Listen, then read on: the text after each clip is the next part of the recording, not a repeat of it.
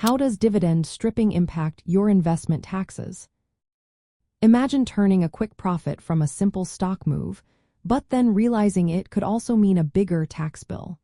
That's what dividend stripping is all about. It's a strategy where investors buy shares just before a dividend is declared and sell them shortly after the dividend is paid. The goal is to collect the dividend income while trying to minimize the tax impact. When you receive a dividend, it's usually considered taxable income. In many places, dividends are taxed at a higher rate than capital gains. This difference makes dividend stripping appealing because investors try to take advantage of the tax rates. They buy shares before the dividend date, get the dividend, and then sell the shares. After the dividend is paid, the stock price often drops by roughly the same amount as the dividend.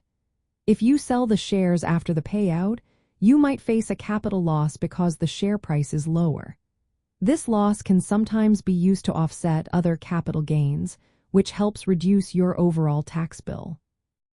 The main idea behind dividend stripping is to exploit the difference in tax rates between dividends and capital gains. If dividends are taxed more heavily, investors aim to use the capital loss from the share price drop to lower taxes on gains elsewhere. It's a form of tax arbitrage, trying to make the most of the tax rules. However, many tax systems have rules about how long you need to hold shares to get favorable tax treatment on dividends.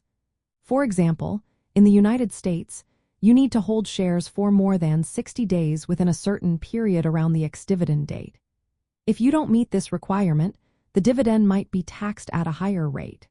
That's why quick trades around dividend dates can disqualify you from lower tax rates. There are also costs involved. Buying and selling shares frequently means paying brokerage fees, which can eat into any tax savings. Plus, market risks come into play.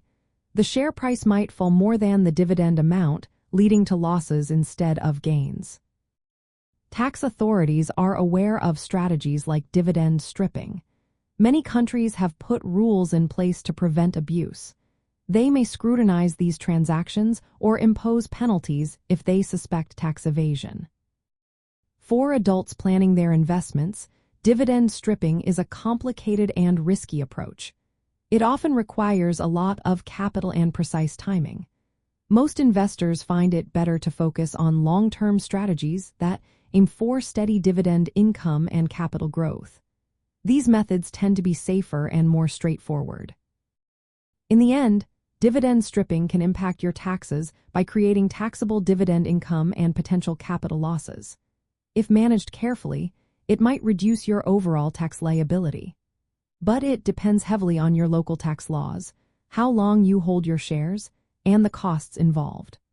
Always consider consulting a tax professional before trying this strategy to see if it fits your personal investment goals and tax situation.